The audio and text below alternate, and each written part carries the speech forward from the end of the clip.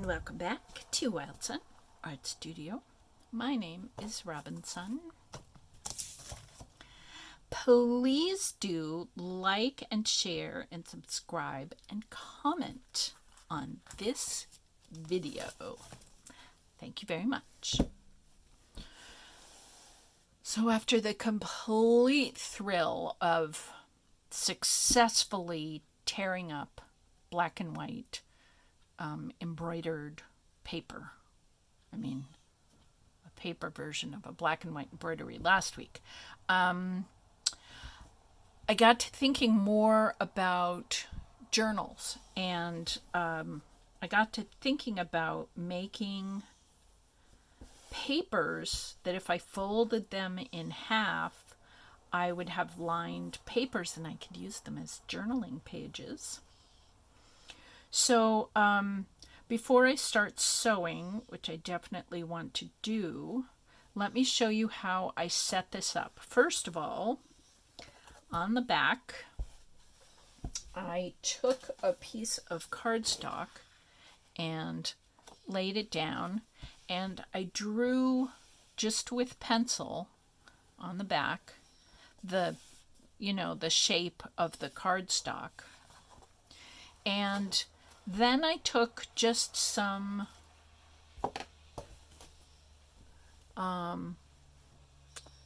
just regular thread here, and I stitched the outline of what's going to be my page all the way around the paper.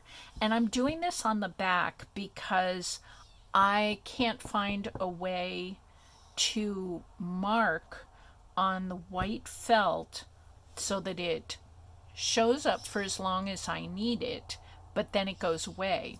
When I used my white choco liner on the dark felt, just handling the felt makes the chalk break up and fly away. So that's great. And they have other colors of these choco liners, and this one in blue, what makes the chalk blue is some manner of dye, and it doesn't come off. So it ends up turning my felt blue, and even a little bit coming through to the other side. So that didn't work. So this is a 3B pencil, very soft lead.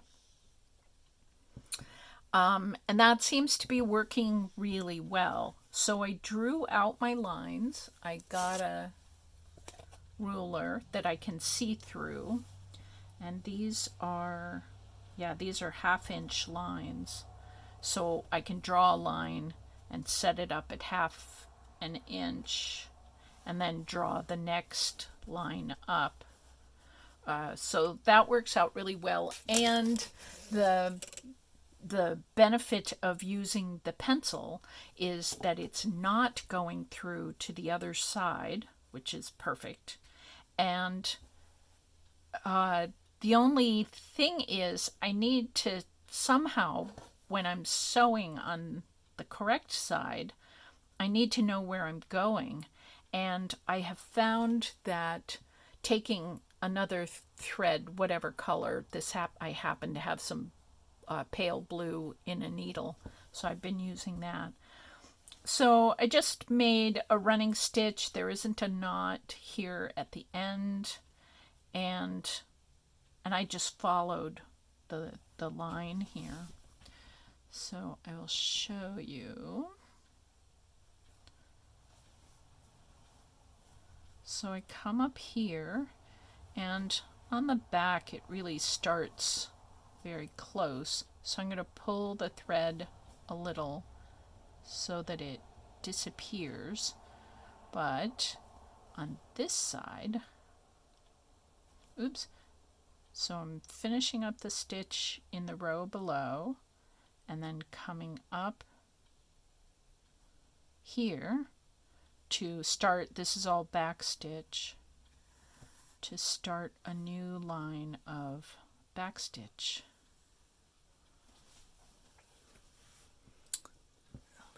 up close and personal.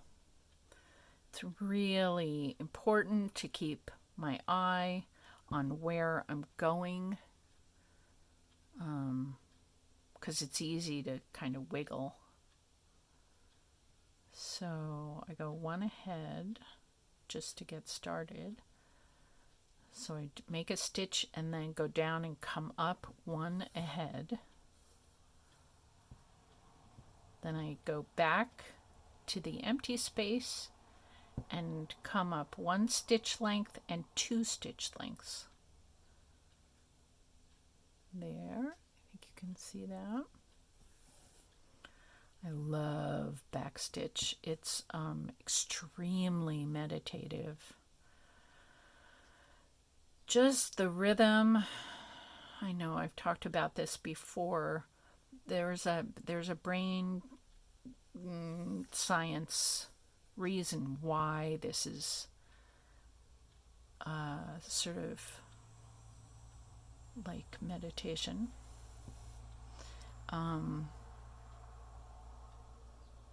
And accessing our whole brains, the wisdom. When we use our right and left hands, it means that our right and left brains have to be engaged. Our right hand is sort of directed by the left hand side hemisphere of our brain, and our left hand is directed by the right hand side of our brain. So when I'm sewing, my two hands are basically doing different things. One hand is holding, for me, it's my left hand, and one hand is sewing, for me, that's my right hand. But even if you're left-handed, this still works. So because I'm doing two different things, and wait, I just need to make sure this thread is out of the way back here. So you see there's a long tail right there. I'm just going to pull that just out that much. Don't go very far ahead, because our eye is better going to be able to see just that short distance. So you can see my left hand is holding and my right hand is directing the needle. But my left hand, both my middle finger and my thumb, are holding the fabric felt in such a way that it makes this stitch easier to happen. So my right and left hemispheres of brain need to be chatting it up with each other and saying, my left hand is, my right brain is saying that my left hand is in the right place. Okay, now right hand, now left brain, go make a stitch. And so there are millions of neurons running back and forth across my brain saying, okay, now do this, now do that, now do this. And that engagement of my brain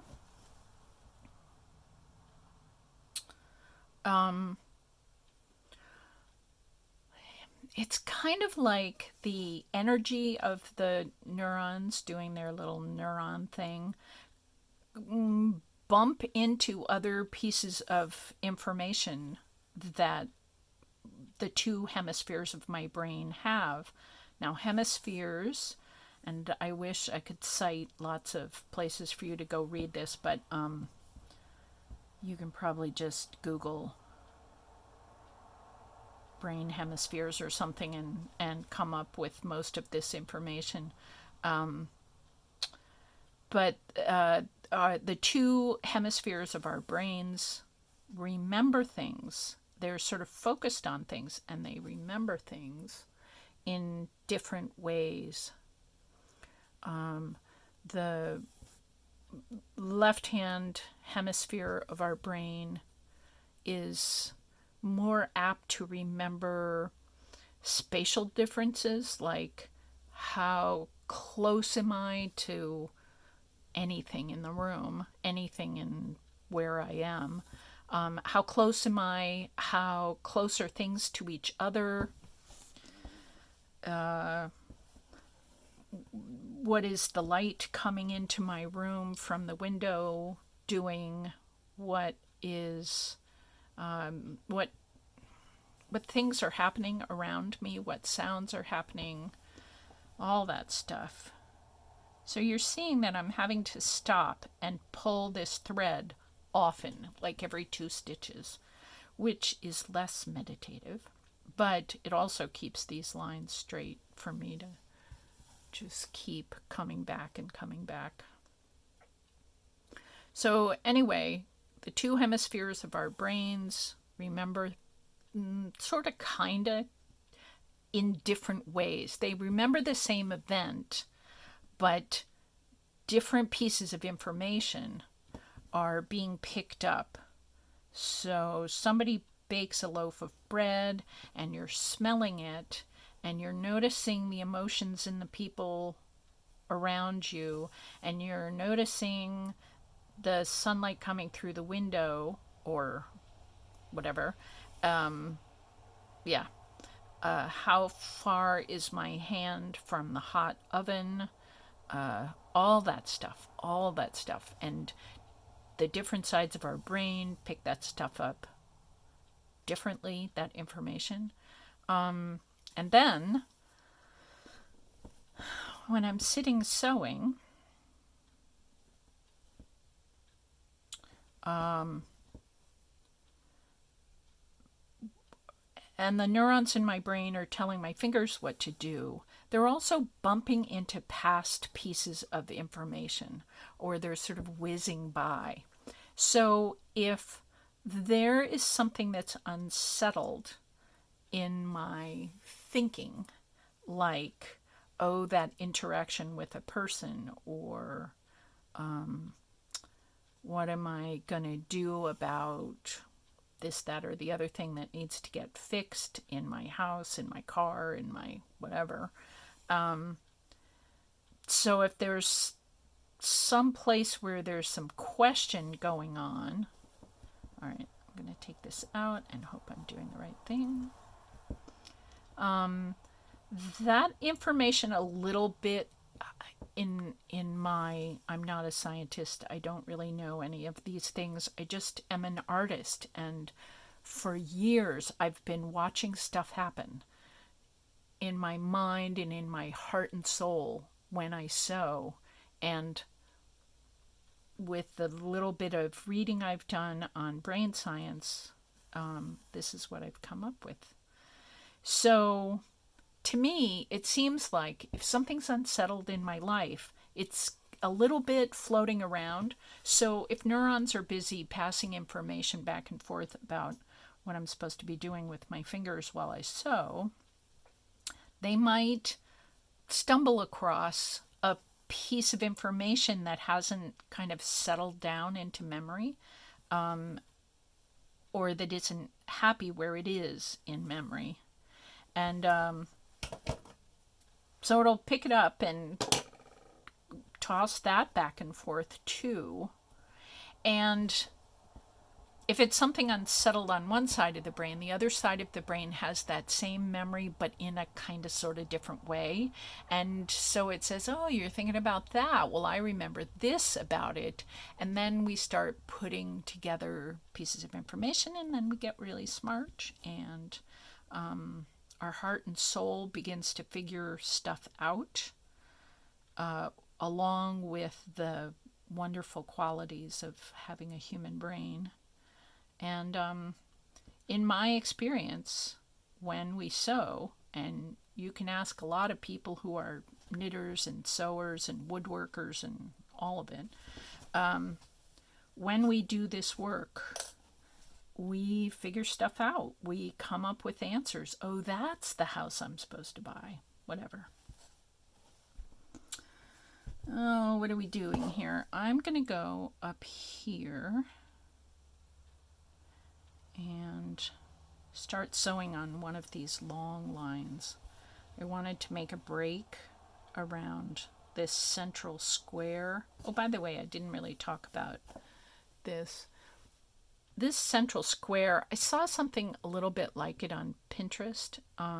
It's basically satin stitches, but in a messy kind of a way, making a shape. I saw somebody on Pinterest making circles with these kind of loose satin stitches.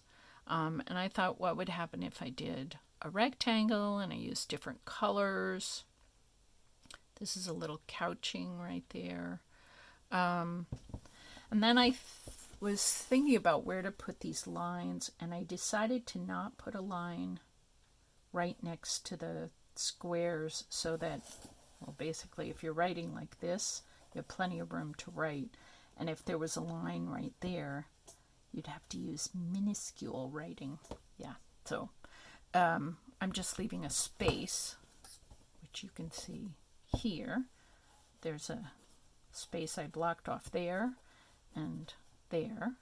So this is the next long line.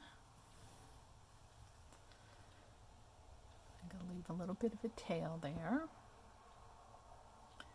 And go short on the back and long on the front.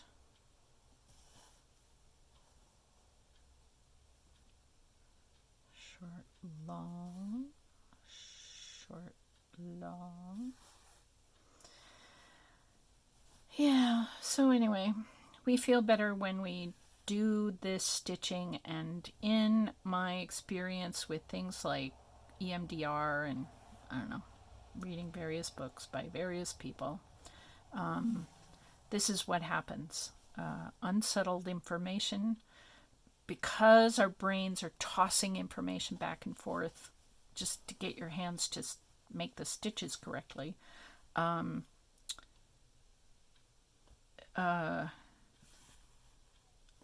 It helps us, sorry, it's really hard to do this work and talk at the same time.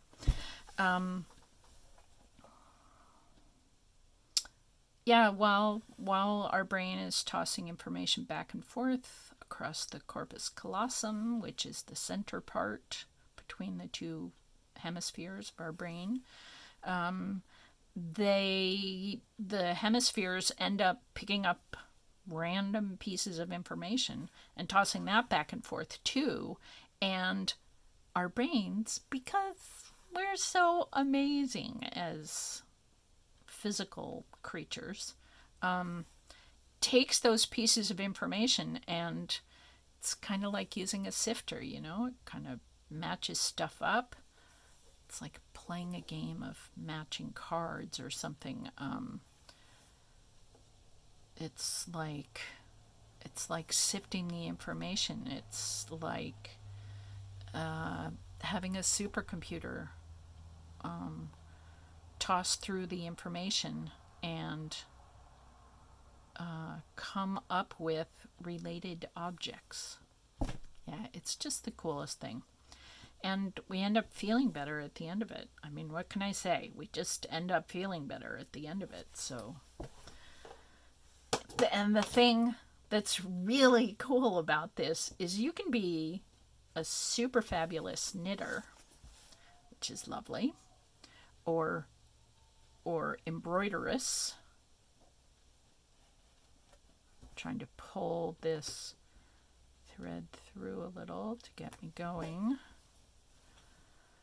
All right, so now I'm going to come up where that thread is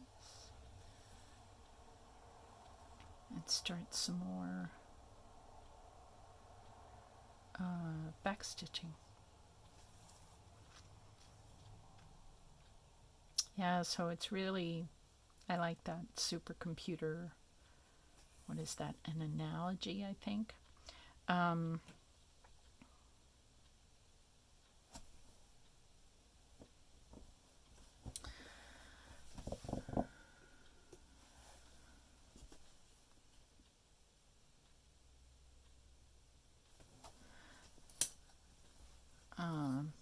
Yeah, it helps us figure stuff out. So Yeah, it's just like what they say meditation is, and prayer, and supercomputing. And yeah, it's just thrilling.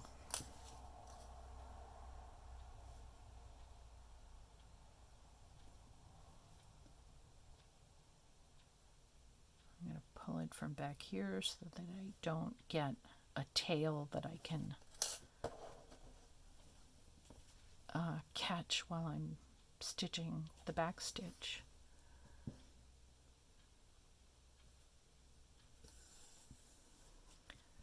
Brain science. Telling us what people 10,000 years ago already knew.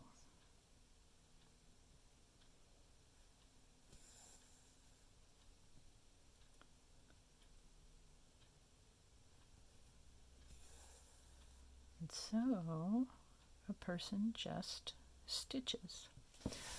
So how many minutes are we? 20-ish. Tell you what, you've kind of seen the whole magic behind the curtain here. So what I'm going to do is keep working on this piece. And I will come back in a week or so having finished, and I will make a paper copy and show you what I've come up with. This is very exciting. I love this. I really love the texture too. You can feel the little bumps of the lines. It's kind of like, I don't know, the lines of, I don't know. The softness, the smoothness of the satin stitching.